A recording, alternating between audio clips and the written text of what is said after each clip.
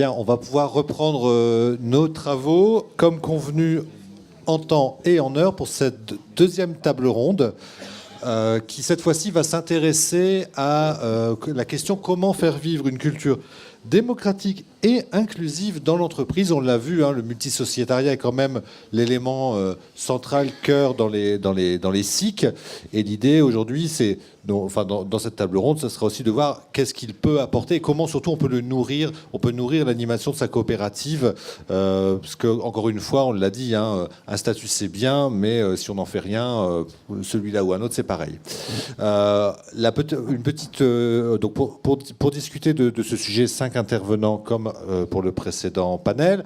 Chacun aura 5 minutes comme pour le précédent panel et ensuite vous pourrez poser des questions ou apporter vos remarques. Petite précision sur ce panel, on va parler de SIC, mais pas que, puisqu'on a aussi des intervenantes et des intervenants qui vont amener d'autres points de vue, puisque, encore une fois, la question de la culture de faire vivre une culture démocratique, elle se pose dans les SIC, elle se pose aussi ailleurs, et c'est intéressant de pouvoir justement croiser les regards sur les différentes formes d'organisation que l'on évoquera autour de cette table ronde.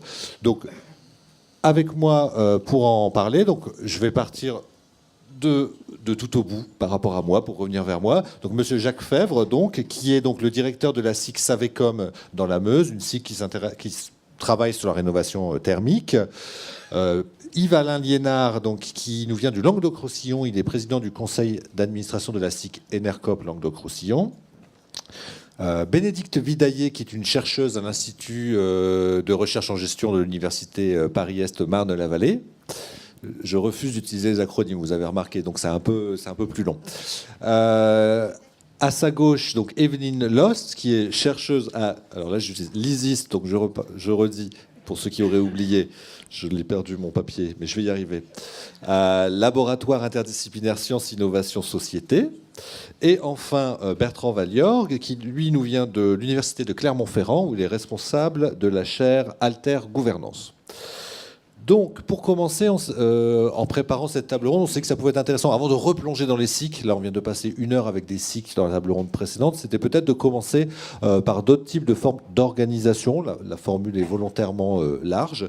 Et je vais donc passer, pour commencer, la parole à Evelyne Lost. Donc, comme je l'ai dit, vous êtes chercheur à l'ISIS, vous êtes spécialiste de la sociologie de l'innovation et vous vous intéressez plus spécifiquement aux questions d'inclusion dans les Fab Labs et les hackerspaces. Ça nous rajeunira comme ça. Alors, vous appuyez sur le bouton gris, quand c'est rouge, c'est que c'est bon. Et je vous donne 5 minutes. Ça devrait être bon là. C'est juste. Bonjour. Oui, donc je travaille non pas dans, mais sur les Fab Labs. Alors la nuance est importante parce que pour moi, les Fab Labs sont des endroits qui sont des observateurs privilégiés de l'innovation sociale parce que ce sont en eux-mêmes des innovations sociales dans lesquelles on peut observer le lien entre les processus d'innovation et la coopération. Alors les Fab Labs, si vous ne savez pas ce que c'est, ce qui est encore tout à fait normal, puisque c'est quand même, il en existe environ 200 en France. Ils prolifèrent sur le territoire français depuis 2009. Et ce sont des espaces équipés de machines à commande numérique, mais également de machines plus traditionnelles. On y trouve des perceuses, des cuisinières aussi, et des canapés, ce qui sont des objets plus traditionnels, mais qui y occupent un rôle très important, malgré ce qu'on parfois on oublie de signaler. Bref, ils permettent à chacun de venir fabriquer n'importe quoi, puisqu'on en trouve dans des villes, mais également dans des communautés de communes, un petit peu dispersées sur tout le territoire français. Ils s'inscrivent dans une triple logique, une revalorisation du faire, donc des compétences pratiques, le travail par projet qui est mis en avant et une focale sur les usages donc, des outils numériques, avec, sur les usages des outils numériques au sens large, c'est-à-dire pas que l'ordinateur, mais également donc, ces machines qui permettent de fabriquer des objets physiques. En fait, ils sont souvent un des ateliers de conception qui sont situés dans des tiers-lieux, donc sont vraiment à prendre au sens beaucoup plus large. Ma collègue vous parlera tout à l'heure des espaces de coworking. En général, il y a un Fab Lab, un Living Lab, un espace de coworking, une cuisine, un café, et tout un tas d'autres choses dans ces lieux qui sont en cours de création. D'un point de vue de la démocratie, ils sont intéressants à étudier parce qu'ils sont basés sur un paradoxe, en fait. Ils sont originaire donc de la culture hacker. La culture hacker a des valeurs libertariennes, donc une démocratie qu'on peut dire inscrite dans ses gènes, mais ce sont aussi des communautés de pairs. Les communautés de pairs sont donc des communautés méritocratiques. Et finalement, ce sont les plus passionnés qui jouent le rôle le plus important. Et toute la question, quand on commence à disperser des Fab Labs et à les utiliser pour favoriser les usages d'Internet, c'est vraiment de se poser la question de savoir que deviennent les non-passionnés ou les moins qualifiés dans un espace tel que celui-ci. C'est d'autant plus important que les Fab Labs ont été utilisés depuis quasiment depuis 2012, en fait 2010, par un grand nombre d'institutions pour valoriser, pour favoriser le développement de la culture numérique. Alors quand je parle de culture numérique, c'est vraiment la culture numérique au sens extrêmement large, et notamment tout ce qui a trait aux pratiques d'innovation, aux pratiques coopératives et collaboratives et à l'entrepreneuriat. Il y a donc bien un gros enjeu dans la démocratisation des pratiques et dans l'utilisation des Fab Labs. Alors, je terminerai par le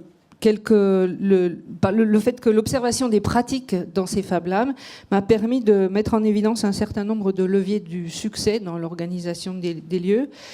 Tout d'abord, qu'il est important que ce soit ancré dans les problématiques locales et que les collectivités qui sont très friandes aujourd'hui d'organiser, de mettre en place des Fab Labs, s'ancrent à partir d'une initiative d'usagers, que ce soit des habitants, que ce soit des acteurs de terrain. On a parlé tout à l'heure des acteurs de l'éducation populaire, mais pas seulement, de collectifs d'habitants, je l'ai dit. Et puis, par contre, ce sont des structures, si ce sont des associations, ce sont très souvent des associations, encore assez rarement des SIC ou des coopératives, plus largement. Les politiques publiques sont très importantes pour leur soutien puisque l'objectif économique est un objectif souvent secondaire. Souvent, donc, c'est l'objectif de développement de cette culture numérique et donc des objectifs pédagogiques et d'inclusion. Et donc les politiques publiques, évidemment, doivent apporter un soutien, apportent souvent un important soutien financier, mais elles facilitent aussi l'organisation des réseaux d'acteurs par le fait par l'installation du Fab Lab au plus près des usagers.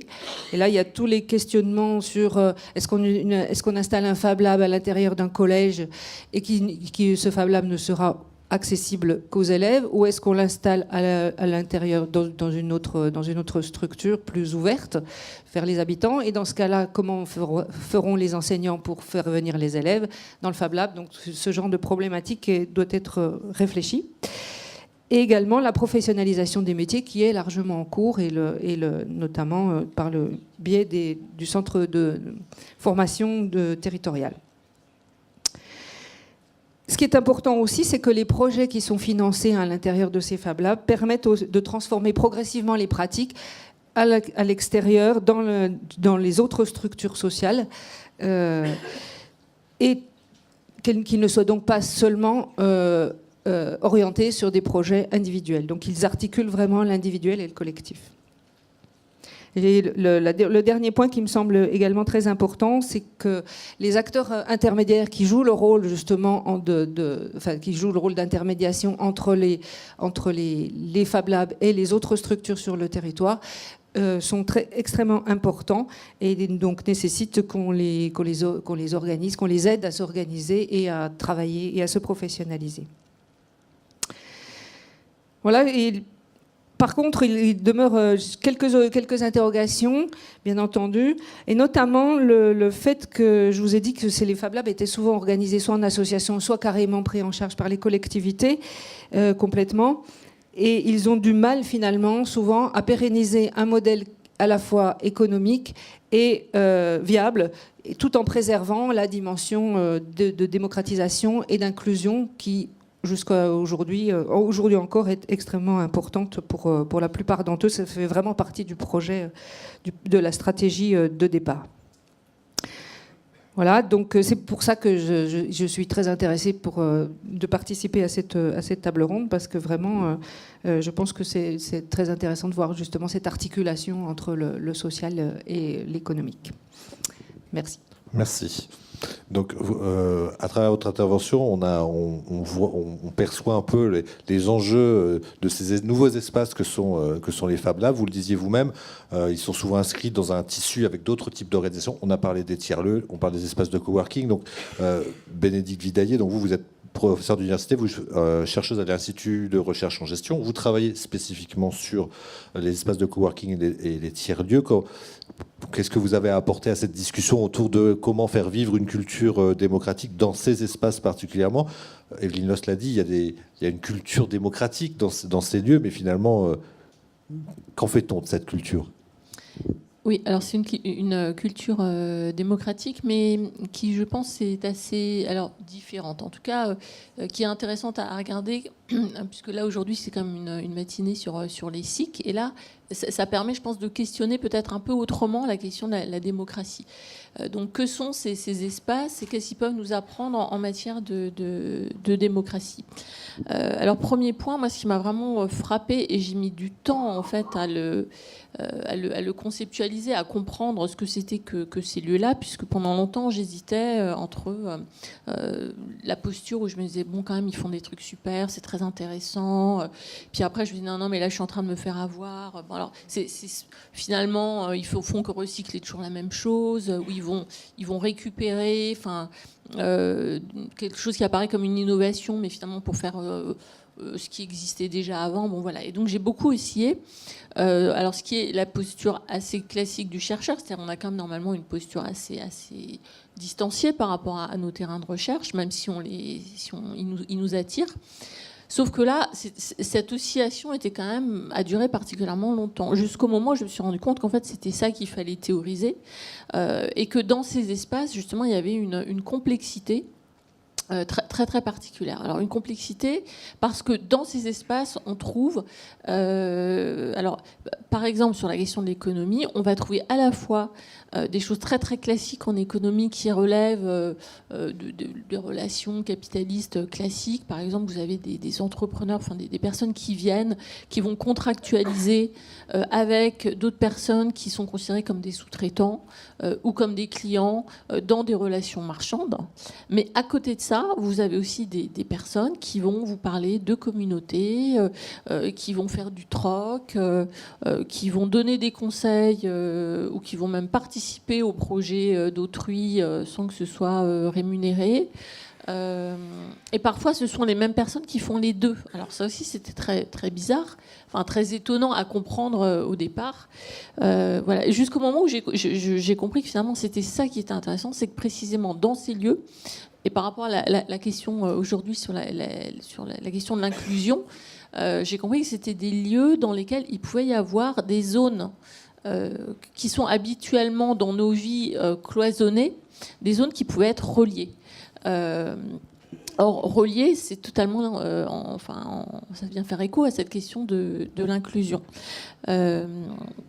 Et donc, ce sont des lieux qu'on peut théoriser comme des lieux où on va pouvoir relier des lieux où il peut y avoir des liens à la fois sur l'aspect spatial et sur l'aspect temporel. Sur l'aspect spatial, parce que par exemple, en général, on a été habitué à cloisonner le travail d'un côté et les activités politiques, les activités associatives, les activités de loisirs.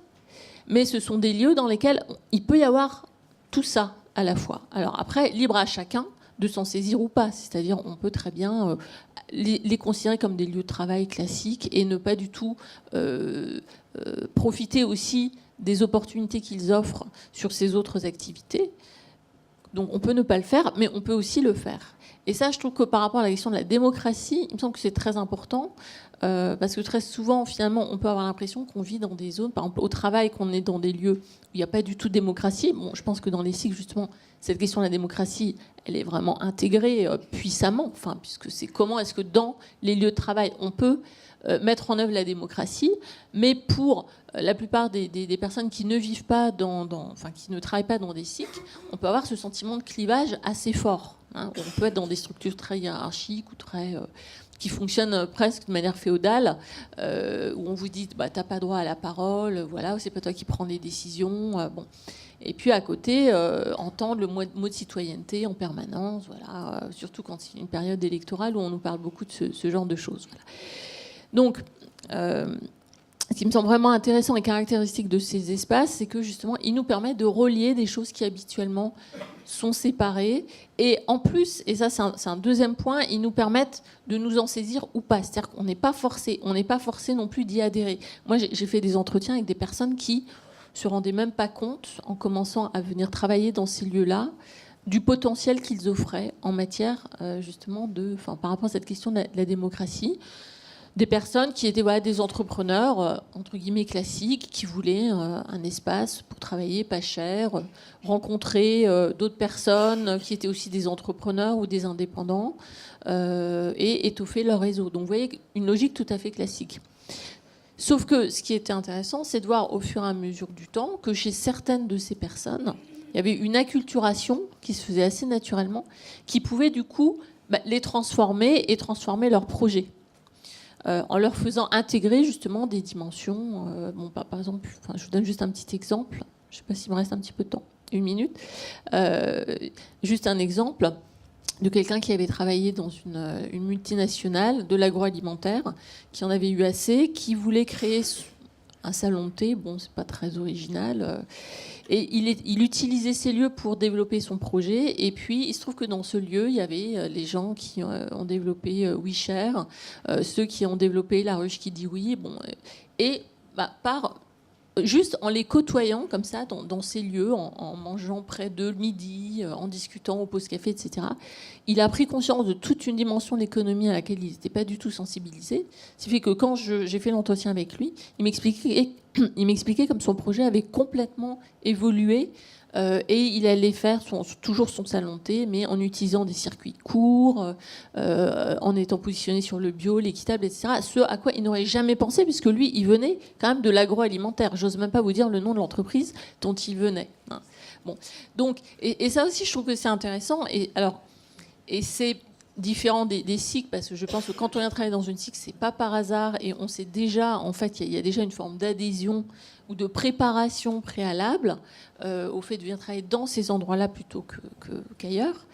Alors que, et je dis pas ça pour les opposer, hein, c'est vraiment plutôt en termes de complémentarité que j'essaie de réfléchir, alors que dans ces endroits-là, ces tiers-lieux, eh bien, justement, il y a la possibilité d'y venir et de traverser une forme de changement subjectif et politique du fait qu'on est dans des espaces où on peut s'acculturer à autre chose. Et ça, je trouve ça très important d'un point de vue démocratique. Et je crois que c'est ça aussi qui s'est joué là lors de cette élection, c'est cette idée quand même de partager quelque chose, de se rendre compte que ce ne sont pas forcément nos différences qui nous réunissent. Bon, voilà.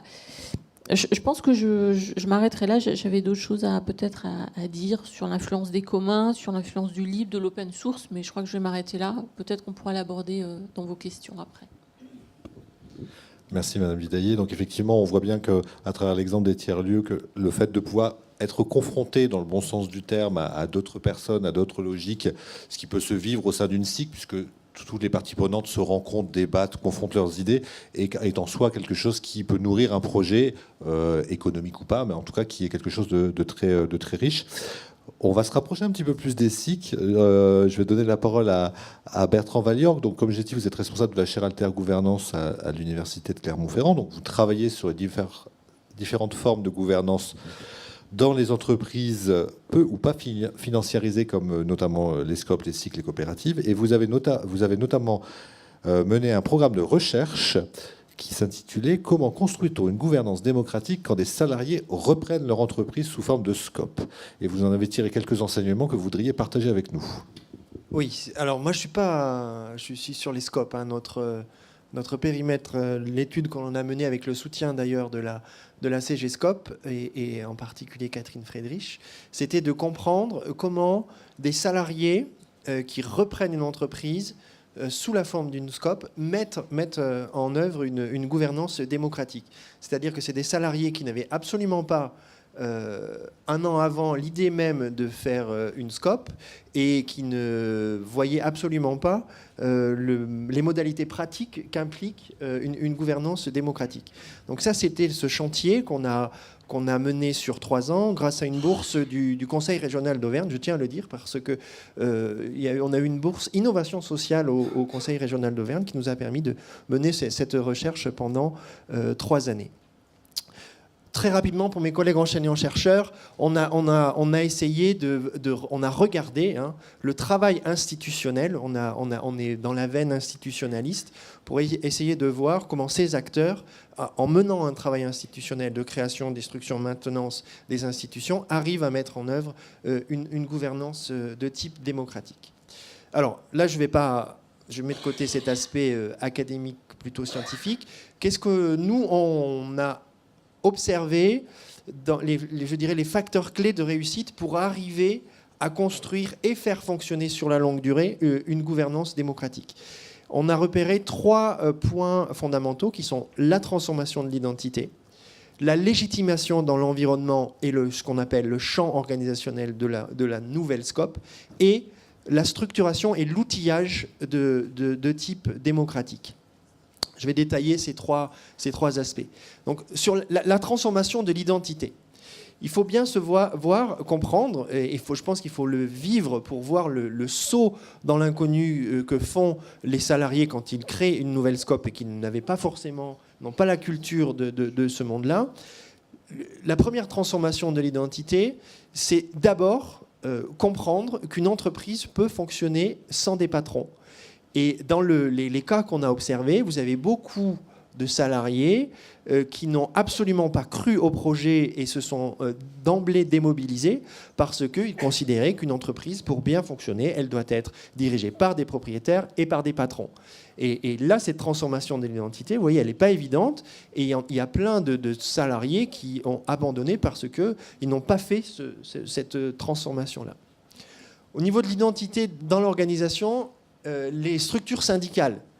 Alors, nous, on a observé un jeu très ambigu de la part des structures syndicales.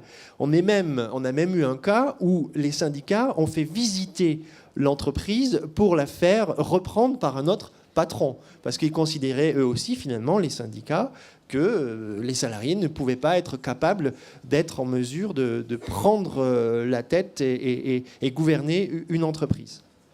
Et puis, il y a des salariés pour lesquels le saut est encore plus important, parce que ces salariés, donc, ils deviennent propriétaires, et puis ils deviennent aussi administrateurs, et puis ils deviennent aussi dirigeants. Donc, vous imaginez le chemin qu'il faut faire pour, dans sa tête, changer d'identité, et puis aussi faire l'acquisition de nouvelles compétences.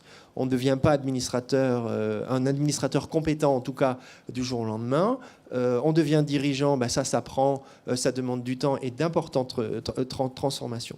Donc, vous voyez, l'identité, le saut identitaire, la mutation identitaire, elle est très importante pour arriver à internaliser les codes, les représentations d'une gouvernance démocratique par les salariés.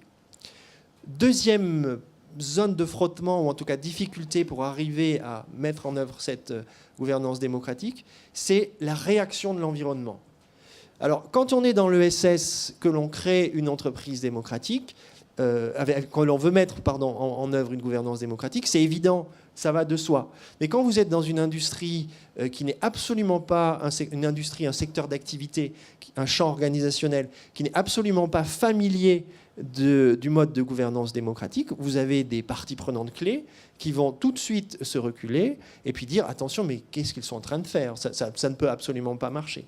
Donc quand vos clients, quand vos salariés, quand votre banquier qui n'est pas habitué à vous voir, enfin qui ne comprend pas et qui, voire même peut-être suspicieux à l'égard de pratiques de gouvernance démocratique, vous voyez bien que la légitimité dans le champ organisationnel, elle est tout de suite mise en question et ça fragilise considérablement les repreneurs, parce que si le banquier commence à tiquer, si les fournisseurs commencent à resserrer les délais de paiement, idem pour les clients, vous voyez les difficultés économiques pour le coup, hein, et on est dans du sonnant et trébuchant, auxquelles ces entreprises nouvellement reprises en scope sont confrontées. Et on a beaucoup de cas où...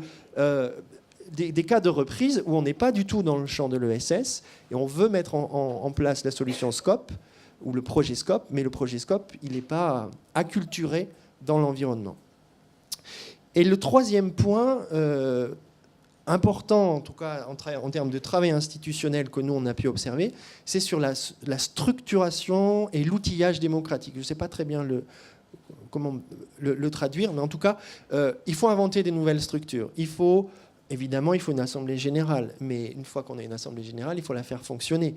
Si on reste sur des éléments statutaires et qu'on va discuter ou disputer très marginalement le projet stratégique ou le projet politique, et puis si vous êtes dans une assemblée générale et que personne parle, parce qu'il n'y a pas l'habitude de la prise de parole, c'est un organe de gouvernance qui ne fonctionne pas.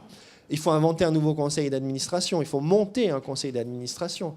Et il faut arriver à avoir une représentativité politique, mais aussi des compétences à l'intérieur de ce conseil d'administration. Les administrateurs jouent un rôle clé dans le pilotage de la gouvernance. Et on a vu des dérives, ou alors des dérives ou des incompréhensions par rapport au rôle du conseil d'administration. C'est-à-dire qu'on a certaines scopes nouvellement créées, ont confondu conseil d'administration et comité de direction. Et on retrouve exactement les mêmes personnes dans le CA et au comité de direction. Et donc vous voyez bien qu'en faisant comme ça, on tue, ou en tout cas on limite très fortement la valeur ajoutée du conseil d'administration. Il faut inventer un nouveau comité de direction qui doit être plus participatif. Et puis plus généralement, il faut aussi transformer le rapport à la hiérarchie et les modalités de management. Quand vous basculez en scope, vous ne pouvez plus rester sur des modes de ce qu'on appelle le command and control, c'est-à-dire un pilotage hiérarchique. Forcément, vous devez inventer du participatif et être plus inclusif dans le fonctionnement concret de l'organisation. Il y a aussi des nouveaux outils de pilotage. Là, les collègues de POPES avaient eu une intuition très, très juste quand vous avez fléché une réflexion, l'ESS et les outils de pilotage.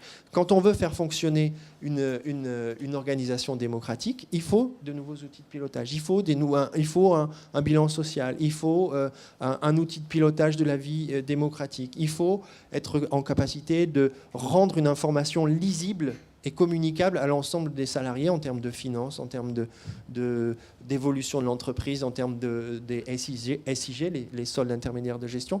Tout ça doit être communiqué. Alors quand on a une expertise, on comprend très vite, mais quand il faut communiquer l'ensemble de ces données économiques et financières, vous voyez bien qu'il y a un travail et une communication à organiser. Voilà, alors combien de temps il me reste ? C'est fini. Donc je ne vais pas plus loin. Je vais pas plus loin sur le détail du travail institutionnel qui est mis en œuvre. Il y a donc l'identité, la légitimation dans l'environnement et la structuration et l'outillage démocratique. Et nous, ce qu'on a constaté, parce qu'on a suivi sur la durée cette transition en scope, ce qu'on a constaté, c'est que c'est un travail institutionnel permanent pour faire vivre cette gouvernance démocratique.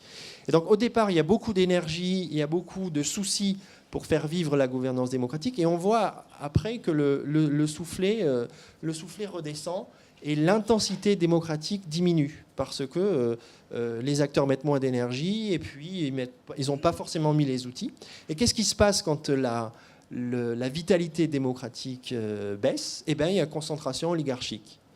Et vous avez nous on l'a observé sur certains cas, je ne dis pas que c'est tout le temps comme ça, mais on a observé en tout cas une reprise en main de la gouvernance par les cadres et d'anciens dirigeants qui avaient des positions privilégiées dans l'organisation. Donc on bascule vers une baisse de l'intensité démocratique et une concentration oligarchique. Et je termine sur ça. Il me semble qu'il y a une nécessité à l'échelle du mouvement des SCOP, et ça doit être aussi vrai sur les SIC, c'est de donner une balise en termes de un référentiel, en tout cas, qu'on pourrait appeler quelque chose comme un référentiel de gouvernance, qui permettrait de baliser le terrain, absolument pas de donner les bonnes pratiques, mais en tout cas de poser les questions pour que ces salariés qui reprennent et qui font le saut dans l'inconnu pour mettre en place une démarche, une gouvernance de type démocratique, ils aient quand même des balises pour voir ce qui va, voir les impasses et quel type de bonnes pratiques ou de meilleures pratiques ils peuvent mettre en œuvre pour ne pas basculer vers cette concentration oligarchique de la gouvernance. Merci, M. Valliorgue. J'imagine que les points que vous soulevez nourriront un peu les interventions de M. Febvre et de M. Liénard. Alors, effectivement, on va maintenant passer la parole à des acteurs de SIC. Donc, on va commencer par M. Febvre, Jacques Febvre. Donc, vous êtes directeur de la SIC Savecom, qui est spécialisée dans la rénovation thermique des bâtiments dans la Meuse, un secteur qui, pour reprendre un peu l'image que vient de donner M. Valliorgue, n'est pas forcément habitué à être en coopérative et en SIC. Et vous, cette idée de travailler en multisociétariat, elle est venue d'Autriche. Oui, alors, donc effectivement, on existe, enfin, le projet a démarré dans les années 2008 pour se concrétiser en 2012. Je voudrais commencer par dire une chose. Pour moi, la démocratie, il faut voir à quel moment et dans quel contexte elle devient nécessaire et indispensable. En France, la question de la rénovation thermique, autrement dit la question de la précarité énergétique au vu du coût des énergies, se pose de manière récente. Autrement dit, le problème n'était pas constitué. Ce qui explique d'ailleurs le retard qu'on a pu prendre dans ce domaine. Quand un problème n'est pas constitué, la démocratie fonctionne très mal puisque, comme disait Coluche, on rencontre énormément d'individus qui ont des idées sur tout et surtout des idées. Évidemment, ça ne mène pas très loin. Quand j'ai été confronté à ce problème à résoudre, on parlait d'innovation sociale ce matin, l'innovation sociale, c'est clair, c'est d'apporter des solutions à des problèmes qui n'en ont pas trouvé. Alors ça suppose, un, qu'il y ait un problème, deux, qu'il n'y ait pas de solution trouvée. Alors, ça veut dire également qu'une entreprise, dès l'instant où elle existe, sa vocation, c'est d'innover en permanence, parce qu'elle va, au fur et à mesure, rencontrer les problèmes, se perfectionner et devenir toujours meilleure et toujours performante. Quand la question s'est posée, donc ça remonte aux années 2005-2008, on a commencé à parler de précarité énergétique. On s'est rendu compte qu'il y avait des gens qui avaient du mal à payer leur chauffage, avec toutes les conséquences que ça peut supposer. Je me suis dit, voyons voir s'il existe quelque part en Europe un pays où ce problème se serait posé plus tôt, parce qu'il y avait des conditions favorables. Et effectivement, il y a un petit pays qui se situe en Autriche, qui s'appelle le Vorarlberg, qui passe aujourd'hui pour, on va dire, le plus performant dans ce domaine. Ce petit pays, il fallait s'intéresser à son histoire. Aujourd'hui, on voit, c'est une zone très riche avec effectivement des performances thermiques exceptionnelles.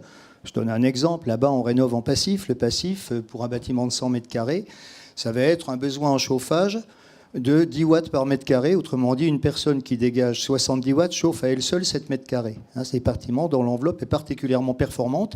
Et on dit aujourd'hui, ce sont des bâtiments qui n'ont pas besoin de chauffage traditionnel. Bâtiments sans chauffage. Bon. Alors, si on se base sur le niveau de performance, on dit oh là là, non, il faut regarder l'histoire. L'histoire, c'est après la guerre, c'était un des pays les plus pauvres d'Europe. Personne n'en voulait. Ça, c'était la première condition favorable. Ils étaient très pauvres. La deuxième condition favorable, il faisait très froid. Et la troisième condition favorable, l'énergie était très chère. Partant de là, les conditions, on va dire, objectives d'une démocratie nécessaire se sont posées. Comme les manchots sur la banquise, quand il fait très très froid, eh bien les manchots se regroupent.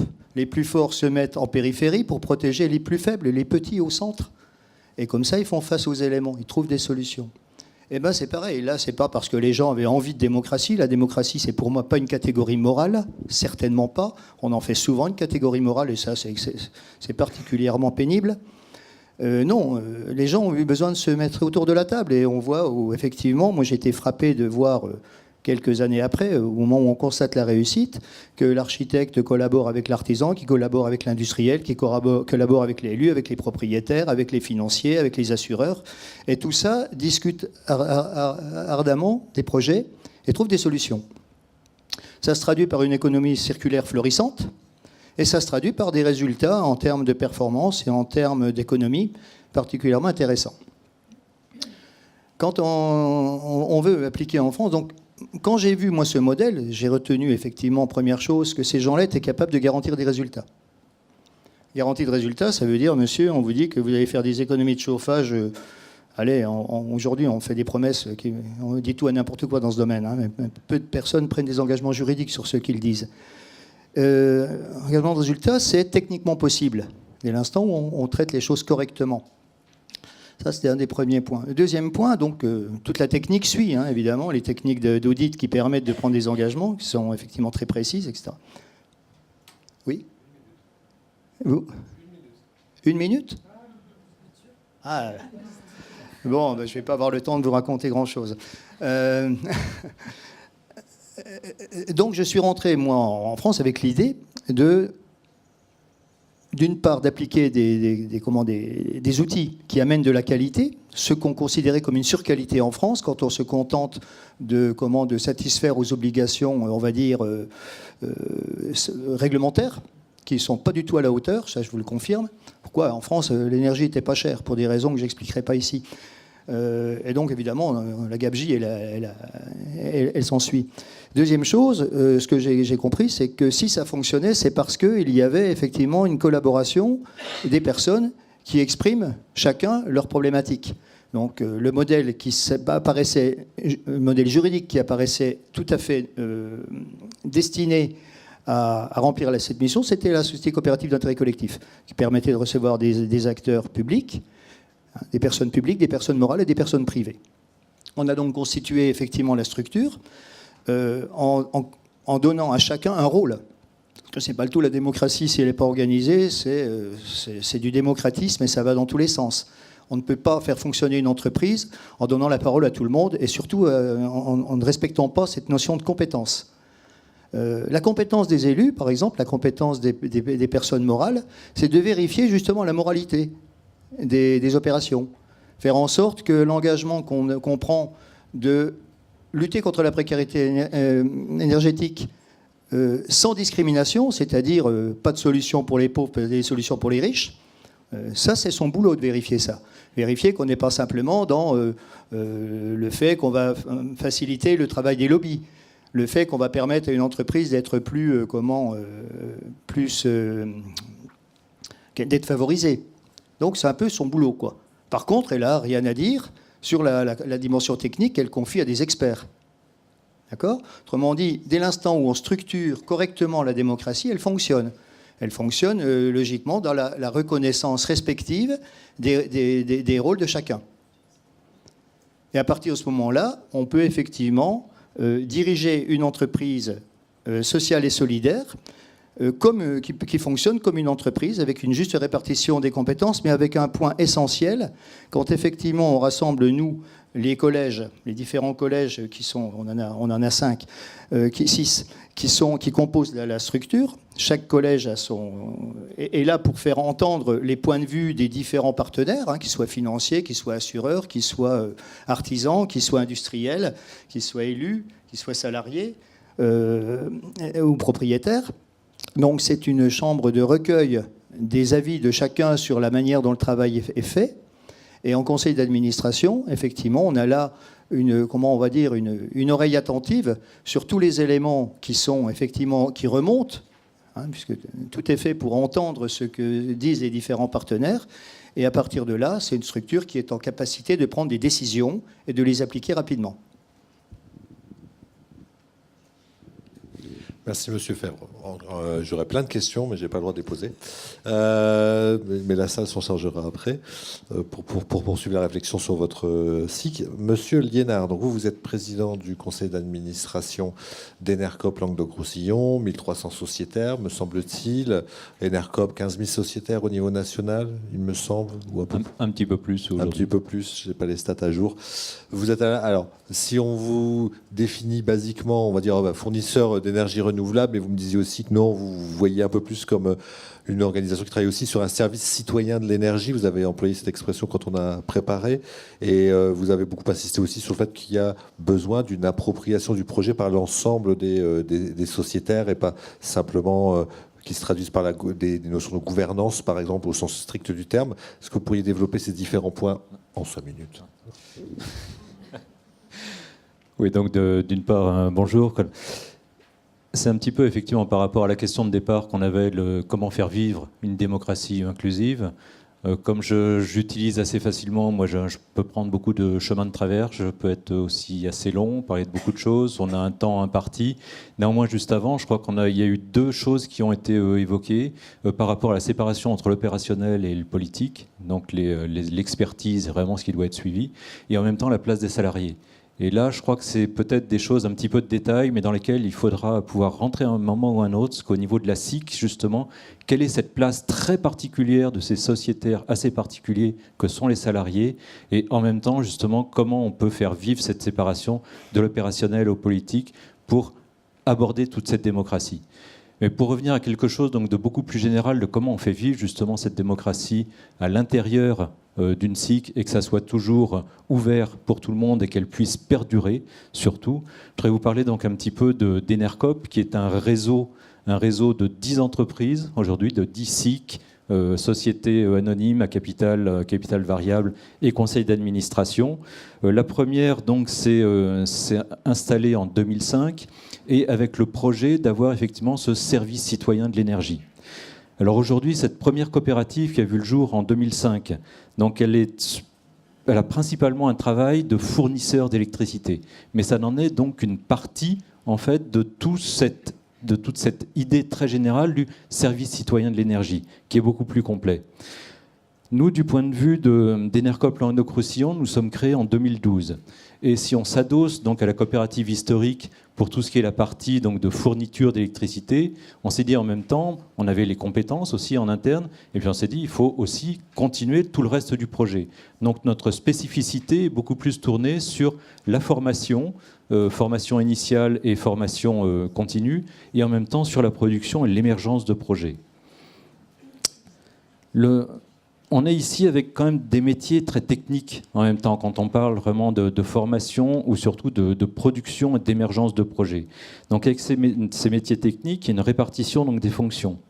Mais donc on est quand même aussi des coopératives, et plus précisément donc, des sociétés coopératives d'intérêt collectif, et la démocratie fait partie de notre cœur de projet.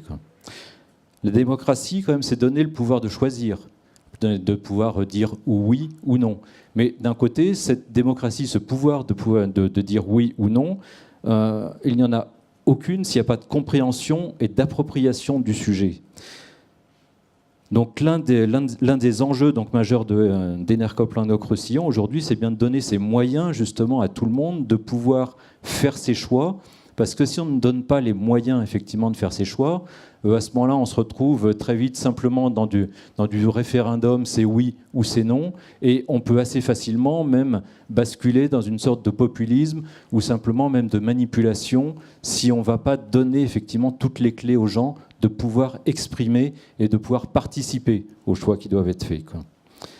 Alors dans le domaine de l'énergie, quand même, l'électricité en particulier, on part de très loin par rapport à cette appropriation. Très peu de gens savent beaucoup de choses par rapport au système, de comment ça fonctionne. Par exemple, quelques questions. Est-ce qu'un électron, est-ce qu'il est traçable? Pourquoi il y a à qui appartiennent les lignes électriques? Pourquoi il y a des heures creuses et des heures pleines? Pourquoi il y a des prix différents au cours de la journée? Des questions aussi simples que ça. Il faut pouvoir commencer à donner des réponses justement aux gens pour qu'ils puissent ensuite exercer leur pouvoir démocratique. Et je rappellerai simplement qu'il y a un principe donc, dans la Déclaration sur l'identité coopérative internationale, c'est le 5e principe qui souligne le besoin d'information, de formation et d'éducation. Alors si l'information des sociétaires, c'est un acte de communication relativement classique, donc nous devons considérer que la formation est bien une partie intégrante de l'entreprise et que des moyens, tous moyens, doivent lui être dédiés. Pour nous aujourd'hui, donc à Enercoop Languedoc-Roussillon, j'ai une équipe de 12 salariés, il y a un équivalent temps plein qui est exclusivement sur cette animation de la vie coopérative, en interne. Ce n'est pas de la communication, ce n'est pas de la communication externe vers les autres personnes, vers le grand public. C'est bien faire vivre effectivement cette vie interne. Et en plus, il y a du bénévolat. Parce que vendre ou produire de l'électricité, tout le monde peut le faire. Bon, c'est assez complexe, il faut beaucoup d'argent, il faut avoir beaucoup d'appui en même temps, mais tout le monde peut y arriver. Alors que nous voulons quand même autre chose. On travaille à la transition écologique et Enercoop s'est dit, je prends juste le maillon sur la transition énergétique. Pour vous donner quelques chiffres, nous en 2016, au niveau d'Enercoop Languedoc et autour de Montpellier, on a mené plus de 120 actions d'animation, de débats, de participation à des tables rondes, à des colloques, d'ouverture de nos CA envers tous nos sociétaires. Et ces 120 actions donc, ont été menées à la fois par des salariés, mais aussi par un peu plus de 50 bénévoles actifs, puisque dans la SIG, donc, on peut avoir ces bénévoles, 50 bénévoles actifs qui sont intervenus à différents endroits. Il a bien fallu pour cela aussi, auparavant, justement, c'est tout ce qui est le fait de cette vie coopérative, pouvoir les former, les informer, leur donner toutes les clés pour qu'ils puissent y travailler. Notre différence, je crois vraiment qu'au niveau à la fois d'une SIC et pour nous très particulièrement au niveau d'Enercoop en tant que fournisseur d'électricité, il y a près de 35 fournisseurs d'électricité possibles aujourd'hui en France. Nous sommes les seuls à être en coopérative. Et notre différence, et c'est aussi notre plus-value, c'est justement dans cette fonction-là, au niveau de la démocratie, et de pouvoir la faire vivre, de pouvoir donner toute cette formation, toute cette éducation, tout cet apport aux personnes, à nos sociétaires, pour qu'ils puissent effectivement exprimer leur choix. Parce que quand même, sans cette dimension, que serions-nous sinon ? Merci, Monsieur Liénard, pour cet exposé. On a une quinzaine de minutes pour un échange avec la salle, donc questions, remarques. Comme tout à l'heure, je vais en prendre plus. Je pense qu'on n'aura pas forcément le temps de faire plusieurs allers-retours, donc je prends plusieurs questions, remarques et ensuite réponses. Donc il y avait Madame tout au fond. On va partir du fond, comme ça sera plus simple. Ah oui, alors là, c'est plébiscite. Donc Madame et Monsieur au fond, et on remontera. Non, on redescendra, pardon. Bonjour et merci pour les apports vraiment très riches et différenciés.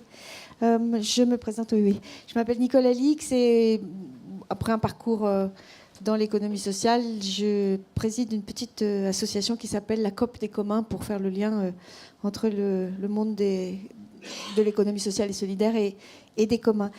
En fait, j'ai un commentaire sur lequel je voudrais bien que vous puissiez peut-être réagir. Jean-Yves, au tout début, a dit que l'animation du multisociétariat était au cœur de nos préoccupations et que ça rejoignait quelque chose qui tourne autour de l'éducation populaire et des sciences de l'éducation. Alors ma question est, à ceux qui, parmi vous, pratiquent, est-ce que monsieur d'Enercoop, vous, le monsieur de la Meuse, est-ce que vous nourrissez de théories sur l'éducation populaire et sciences de l'éducation pour pratiquer votre cycle au quotidien ? Et vous, les dames qui avez plus fréquenté les communautés de pairs méritocratiques et les hackers, est-ce que vous les sentez touchés par ce qui a animé tout le mouvement de l'éducation populaire? Merci, Madame. Il y avait Monsieur à votre droite. Bonjour, Claude Field. Une question extrêmement précise à Monsieur Liénard. Si j'ai bien compris, Enercoop est une SIC regroupant des SIC et autres types de structures. Concrètement, est-ce que vous êtes devenu, en tant qu'Enercoop, actionnaire ou coopérateur des autres coopératives et des autres structures regroupées ? Et comment se font les échanges ? Voilà, merci. Merci. On va descendre, ensuite on remontera au fond là-bas. Je préviens pour les gens. Merci de vous présenter avant. Ah bah non, Amina fait ce qu'elle veut. Non, vas-y. C'était où, pardon? Ah, j'ai raté quelqu'un? Ah, il fallait que je descende. Non, mais vas-y, c'est bon. Oui. Bonjour, Daniel Niofre, formation juridique. Je souhaitais poser une question et faire un commentaire pour voir comment était vécue en interne cette confrontation entre l'innovation, qui est l'innovation de la structure juridique que vous avez, le multisociétariat, qu'il soit dans une SIC ou le sociétariat dont il a été très clairement et de façon très intéressante parlé tout à l'heure, par rapport à la norme juridique qui, là, n'est absolument pas innovante. Vous vous trouvez confronté dans vos structures avec à la fois une envie d'avancer, une innovation dans la gouvernance, mais de l'autre côté, une direction qui répond strictement aux conditions du Code de commerce. Et là, ça peut générer des télescopages, notamment lors de difficultés ou lors d'opérations de reprise en scope. Merci madame. Il y avait une demande derrière, là-bas. Est-ce que ceux qui avaient demandé la parole peuvent relever la main qu'on voit pour la suite? Bonjour, François Bernard. Je suis gestionnaire d'une société coopérative qui s'appelle Aliscope et membre de l'interréseau des pôles territoriaux de coopération économique. Donc un lieu où on travaille les questions de coopération multi-acteurs d'une façon importante. Alors j'ai une petite question technique au monsieur de Clermont-Ferrand. Sur quel type de scope avez-vous travaillé? Combien? Est-ce que vous pourriez citer les 3 ou 4 noms sur lesquels vous avez travaillé? Et puis, comme je vois la matinée se terminer, j'ai un peu... Alors, je suis arrivé en retard, alors peut-être que j'ai loupé une étape, mais je reste un peu sur ma faim, sur l'étude du PICRI et sur cette coopération justement entre chercheurs et acteurs. Là, j'ai rencontré des tas de gens très intéressants, mais est-ce qu'il y a un lieu où on va pouvoir avoir des informations sur cette idée assez nouvelle de faire travailler des acteurs de terrain et des chercheurs universitaires? Voilà, bon, moi, ça m'intéresse parce que, entre autres, je fais une thèse de sociologie mixte sur ces questions de coopération entre les entreprises de l'économie sociale et solidaire. Alors, sur cette dernière question, il y aura peut-être un apport dans le mot de conclusion. Je m'avance, oui, peut-être. Il y aura des éléments. Oui, oula. J'espère que vous prenez des notes, mes intervenants, parce qu'il y en a beaucoup là. Je me lève, pardon. Ouais. Alors, je pose mon ordinateur. Hop. Bonjour, Geoffrey Aulat de Clermont, Auvergne Métropole.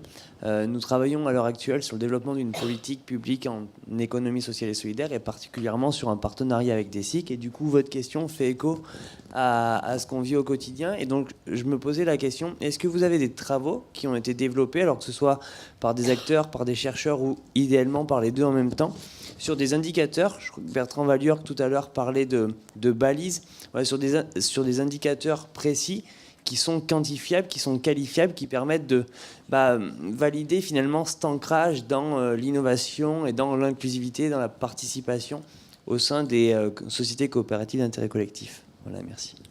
Merci. Donc là, par là. Mais on fera pas du... Moi j'ai noté, hein. Je vous reposerai les questions. Oui, je fais ça aussi. Oui, bonjour. Ma question, la perche a été tendue, c'est quelle est la place des salariés dans la prise de décision, dans la gouvernance des SIC? Merci. Juste à côté. Et après, on aura une dernière prise de parole. Oui, bonjour. Merci aussi. C'est vraiment très intéressant. Ma question, c'est est-ce que vous avez pu observer des impacts sur le territoire, peut-être un effet d'entraînement ou des... Voilà, est-ce que les SIC que vous avez observés ont des effets, donnent envie d'imiter ou de faire de façon similaire au niveau de l'organisation? Merci. Et Catherine, pour conclure. Alors moi, ce n'est pas une question, vous en avez déjà beaucoup, c'est peut-être simplement j'aimerais rebondir sur la proposition que faisait Bertrand Valiorgue sur cette proposition de faire des référentiels, mettre des balises en termes de gouvernance. Et oui, alors peut-être, mais on risque d'en avoir pas mal des référentiels, parce que comme disait monsieur de la Savecom, en fait, on est dans des environnements qui sont changeants, il faut trouver il y a des bons moments, il y a des conditions favorables. Et ce que je pense, c'est qu'il y a peut-être une autre piste à explorer, une autre ouverture. C'est qu'en fait, la gouvernance, on l'accompagne.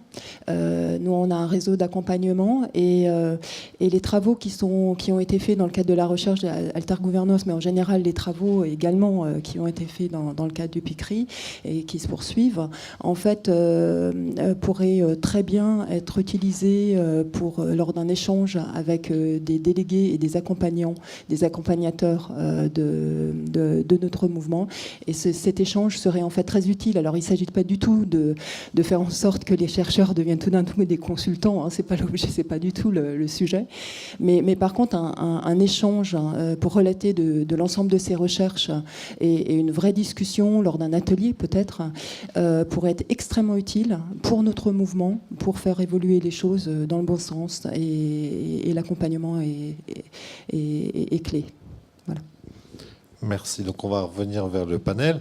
On va commencer par les questions qui sont très pointues, ciblées. Il y avait une question pour Monsieur Liénard. Ensuite, je poserai les questions qui peuvent concerner tout le monde et vous prendrez la parole si vous le souhaitez. Il y avait la question sur la gouvernance au sein d'Enercop. C'est une SIC de SIC. Est-ce que vous êtes actionnaire de différentes SIC au sein de la SIC Enercop? Bon, je vais essayer de faire assez rapide. On a eu quand même une histoire un petit peu particulière dans le sens où il y a une première SIC qui se monte en 2005, qui a l'agrément et qui couvre tout le territoire métropolitain. Mais dès le départ, dans les statuts, était marqué le fait de la duplication ou de l'essaimage, puisque quand même l'idée c'était bien d'arriver à faire des actions locales sur des territoires plus restreints.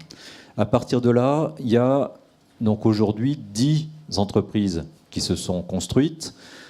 Pour vous donner un petit peu l'organigramme, c'est 10 entreprises indépendantes, avec donc chacune son capital, ses sociétaires, ses administrateurs, ses salariés.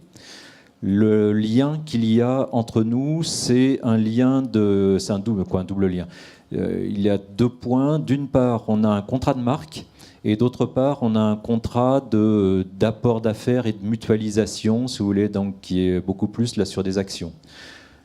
Est-ce que chacun est... Il y a des liens, plus ou moins...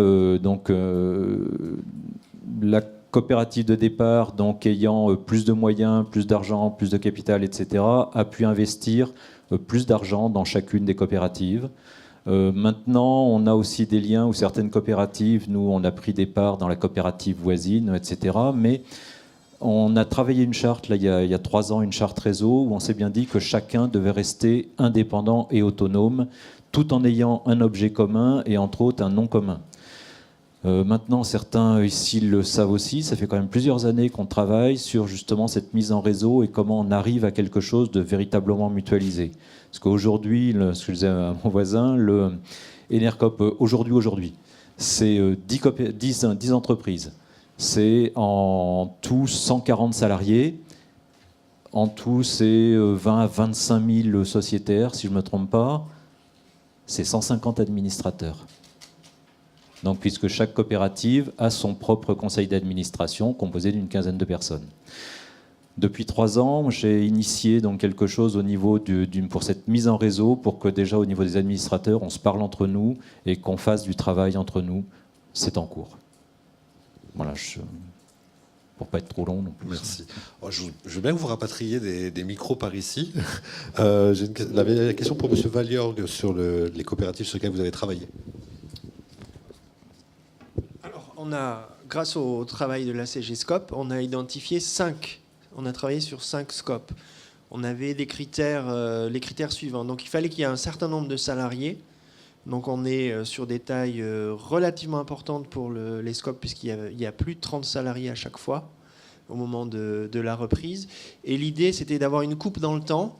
Donc on a observé une scope à T-6, une entreprise à T-6 qui n'avait pas basculé en scope, à T0, à T+1, T+3, T+6.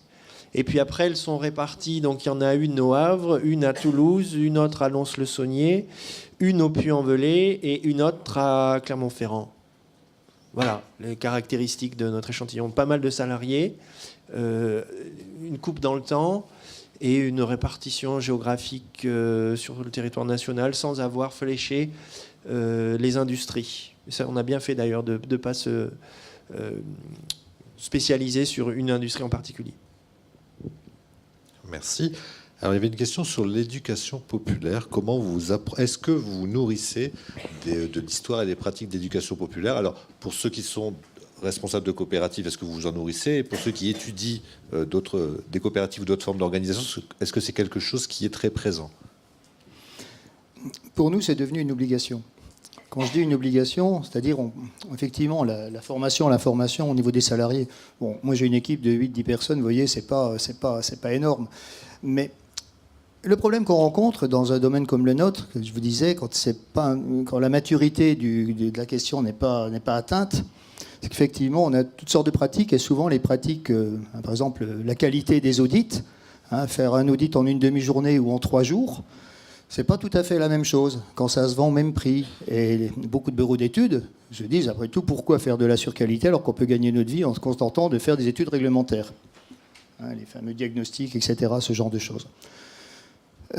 C'est un contexte très particulier où effectivement les artisans, on se complique la vie à essayer d'atteindre des performances et de prendre des engagements de résultats, où finalement on vend notre soupe en essayant de tirer la couverture et tout va bien. Et en fait, on est détiraillé entre ce souci qu'on a d'élever le niveau de compétence et d'élever le niveau de performance, et puis ce qui fait qu'économiquement, ça tient. S'il faut dépenser plus pour gagner moins, on est dans un contexte où c'est pas très, très bien, quoi. Ce qui permet de dépasser cette problématique, c'est effectivement de s'adresser aux principaux intéressés, c'est-à-dire ceux qui vont faire des travaux et à qui on promet la lune.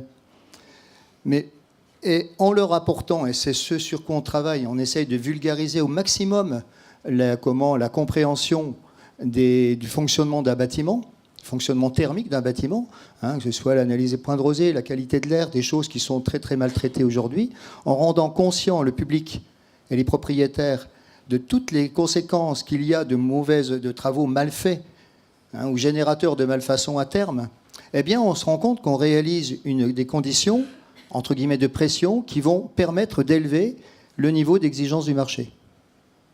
Et pour moi, effectivement, l'éducation populaire, c'est-à-dire l'éducation des gens qui vont financer les travaux dont ils ont besoin pour atteindre des résultats, elle est capitale, parce que c'est ce qui va faire bouger tous les autres acteurs.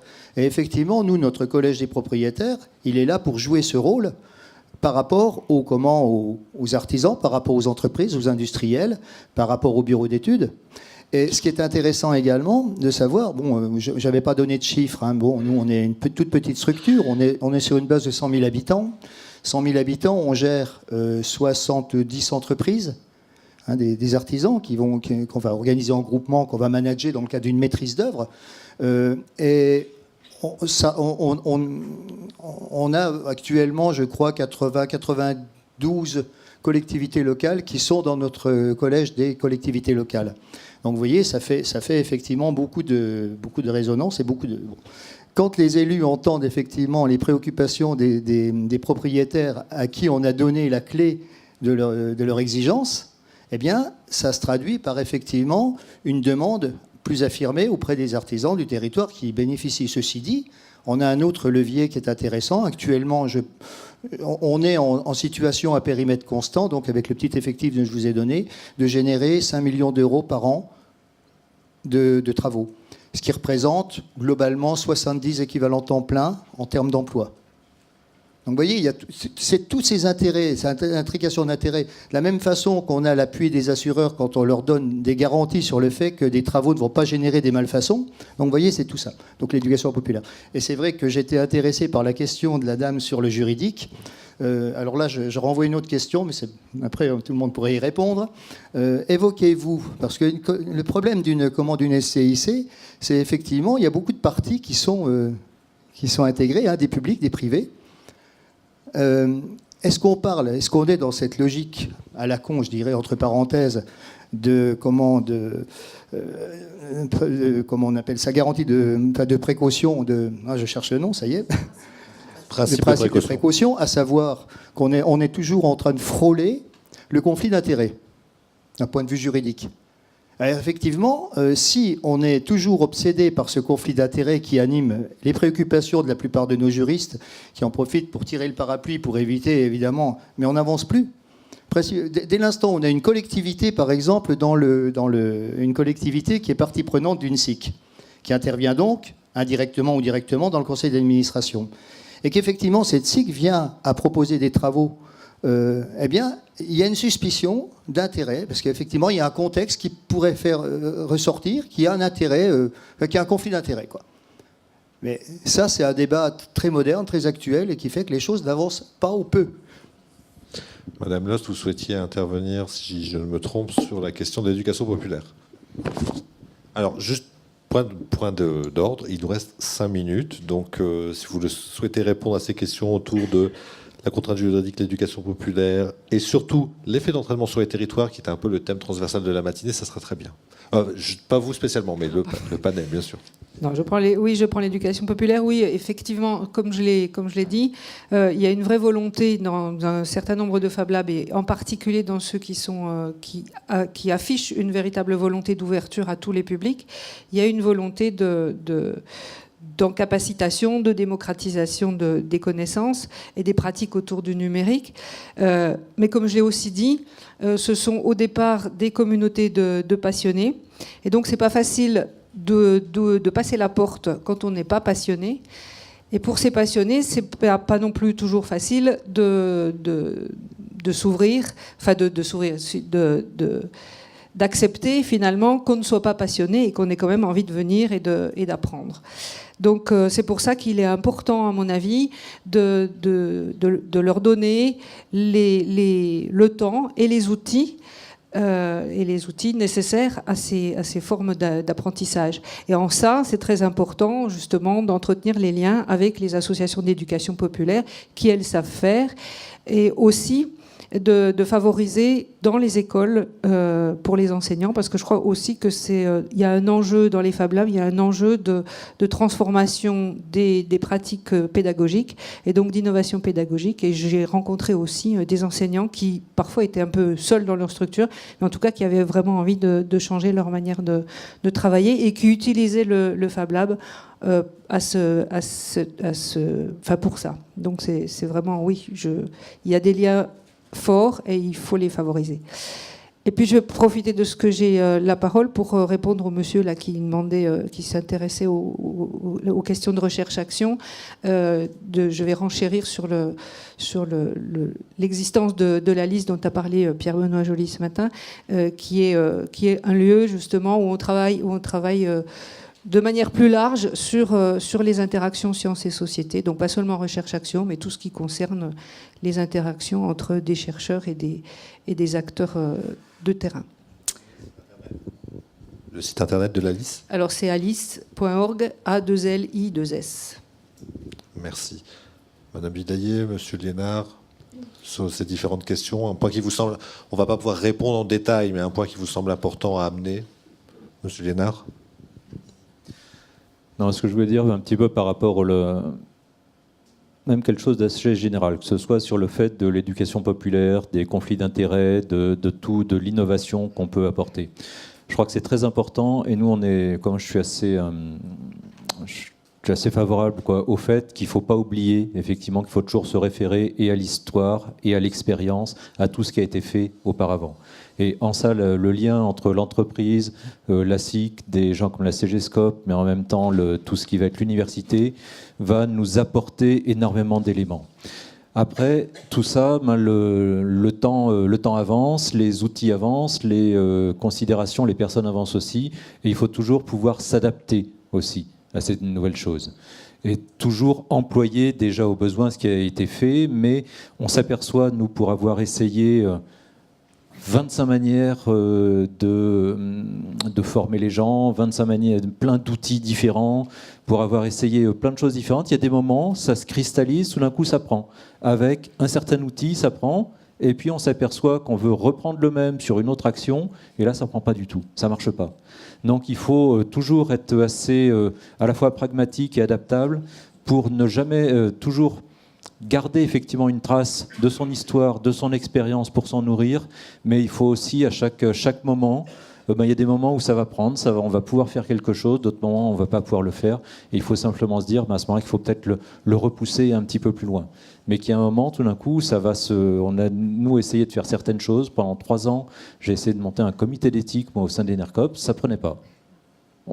Ça avortait à chaque fois, et puis tout d'un coup, clac, ça a cristallisé sur quelque chose, et là c'est un truc qui marche très très bien depuis quelques mois, et qu'on va pérenniser. Pourquoi à un moment, à un instant T, ça a pris, j'arrive pas vraiment à pouvoir le qualifier. Et là, ça c'est peut-être des choses qu'il faut pas oublier, qu'il faut justement pouvoir conserver le temps de l'expérience pour pouvoir le capitaliser aussi après petit à petit, et le partager, ce qu'on est quand même un petit peu en train de faire aujourd'hui ici. Bon, le temps de cette table ronde touche à sa fin, donc je vous remercie toutes et tous pour vos interventions, et je vais céder la parole à Pascal. Oui, on peut applaudir. Je vais céder la parole à Pascal Théris, qui est le copilote du projet PICRI, pour quelques mots de clôture. Et alors rapidement, pour conclure cette matinée qui a été très riche et très instructive, je voulais d'abord remercier évidemment nos participants à l'ensemble de nos tables rondes. Merci d'être venus et merci d'avoir échangé donc, sur les sujets de l'innovation sociale et de la démocratie et des pratiques démocratiques. Merci également à David Eloi d'avoir animé ces débats. Et puis merci à tous d'avoir été là pour écouter et puis pour poser des questions autour de ces problématiques. Très rapidement, donc, ce que j'ai retenu moi, des échanges qu'il y a eu ce matin, donc autour de l'innovation sociale, ce que je retiendrai, c'est qu'il faudrait en faire autour de l'innovation en fait quelque chose de positif, et que les SIC nous donnent quand même des pistes pour avoir de l'innovation positive et de l'innovation sociale. La création de valeurs collectives qui a été mise en évidence, en particulier via le multisociétariat, je pense, prend corps en fait dans des pratiques de gestion et dans de l'animation du multisociétariat. J'ai bien aimé aussi le terme de TOC autour de l'animation du multisociétariat. Donc c'est dans l'ADN des SIC, et ça devrait être, ou ça doit être un TOC, et ça reprend les problématiques de la CGSCOP. Il y a beaucoup de choses aussi autour de la pédagogie, de la réflexion et de l'idée qu'il faut faire adhérer le sociétaire pour que à la fois l'innovation sociale prenne et à la fois la démocratie vive. Et pour terminer peut-être autour de la démocratie, ce que j'ai retenu, c'est l'articulation en fait entre des pôles qui peuvent sembler contradictoires, entre l'individuel et le collectif, le social et l'économique, et les liens. Donc cette idée d'articulation et de lien, des espaces, des identités, pour éviter finalement une concentration oligarchique.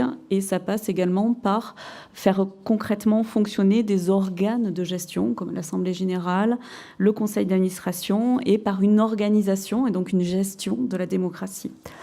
Donc voilà ce que j'ai retenu en synthèse de nos échanges. Je voudrais terminer sur le prolongement en fait de ce projet PICRI. Peut-être immédiat, donc la suite de cette demi-journée. Donc nous avons quelqu'un qui a filmé. Merci également donc aux personnes du campus numérique de s'être déplacées et d'avoir filmé nos échanges. Donc nous ferons une petite vidéo de synthèse de cette matinée qui sera disponible sur notre site internet et sur le site POPES, donc que vous voyez ici, www.popes.fr. Et nous travaillons actuellement à un document en fait qui va restituer situer l'ensemble de nos résultats sur le PICRI de recherche, avec un volet peut-être préconisation ou référentiel, je ne sais pas comment l'appeler, mais enfin avec quelques pistes sur les thèmes que nous aurons identifiés. Sur le prolongement également un peu plus large sur la gestion des entreprises sociales et solidaires. Donc, il y a des journées le 7 et 8 décembre 2017 à Reims autour de la gestion dans les entreprises sociales et solidaires. Donc je vous invite à y participer, acteurs, chercheurs. Il n'y a pas que les SIC donc, comme objet d'étude, mais il y a plus globalement l'ensemble des organisations de l'économie sociale et solidaire. Et puis je vais terminer avec les formations. Donc, nous sommes enseignants-chercheurs, donc il y a le volet recherche et il y a également le volet formation qui est lié à ce qu'on vient de présenter, donc au volet recherche. La CGScope propose un DU sur la formation des cadres. Au sein de notre université, nous avons des licences, enfin une licence et des masters qui permettent de former donc, à la gestion des entreprises sociales et solidaires. Et c'est tout. Voilà, merci à tous. Et nous vous invitons à poursuivre. Ah oui, pardon, il y a Jean qui voulait intervenir également, donc un mot de clôture de la CGScope. Et je vous invite donc à poursuivre les discussions autour d'un repas. Voilà.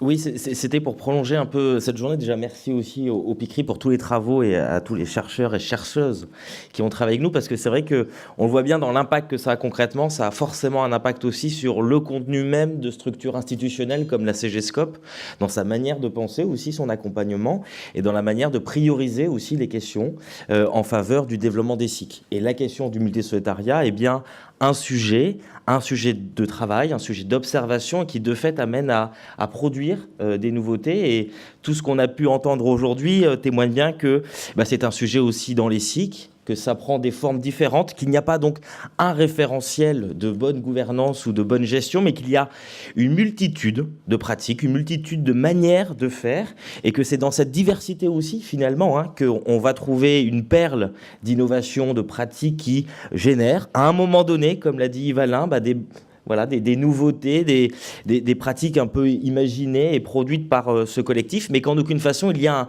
un monolithe ou un cap essentiel et une ligne à suivre. C'est des trajectoires tellement différentes, cette coopération. Par contre, il faut bien en faire un sujet. Et cette animation du collectif est un sujet qui doit nous nourrir dans la manière dont on l'a de l'animer. Et c'est pour ça qu'effectivement, la CGScope propose aussi des formations sur cette animation du multisociétariat en décembre prochain à Montpellier. Et puis, il a aussi été question tout au long de cette matinée de la question des publics. On a parlé de multisociétariat. Ça veut dire donc des potentielles natures d'associés très différents dans les SIC. Il a été question du bénévolat, qui est un sujet aussi intéressant et particulier, parce que dans le champ des sociétés commerciales, on voit rarement le bénévolat s'impliquer. Et donc, il y a tout un travail que la CGScope a engagé en adhérant à France Bénévolat. Et puis, il y a la question aussi des collectivités territoriales, sociétaires d'une société commerciale, coopérative. Ce n'est pas une chose aisée, évidente, légalement possible depuis 2001, mais au-delà de l'aspect légal et des normes justement juridiques, il y a la manière dont on fait vivre la relation d'une collectivité avec la SIC dans les questions juridiques, mais aussi dans la question de son implication au sein du projet coopératif. Et chose assez intéressante, et vous pourrez prolonger donc cette journée avec cette formation qu'on organise à partir de septembre prochain, à la commande du Centre national de la fonction publique territoriale. On est en train de réaliser une formation SIC et collectivité, qui sera une formation à distance, vous savez, les fameux MOOC aujourd'hui dont il est en question, et qui sera une formation qui pendant 6 heures, issue de 4 séances, permettra de réfléchir de manière juridique, mais aussi sur le fond, à cette organisation donc, de la relation entre les SIC et les collectivités. Certains des présents aujourd'hui ont d'ailleurs pris intervention dans ce MOOC, et c'est Stéphane qui sera avec nous pendant le repas, qui organise et gère ce projet. Donc merci à vous, au plaisir de travailler avec vous encore, chers amis du PICRI et universitaires, et puis merci aussi qui ont participé à cette matinée et à tous les autres intervenants qui ont aussi contribué d'une manière ou d'une autre à nous éveiller et à voir au-delà de la SIC. Merci.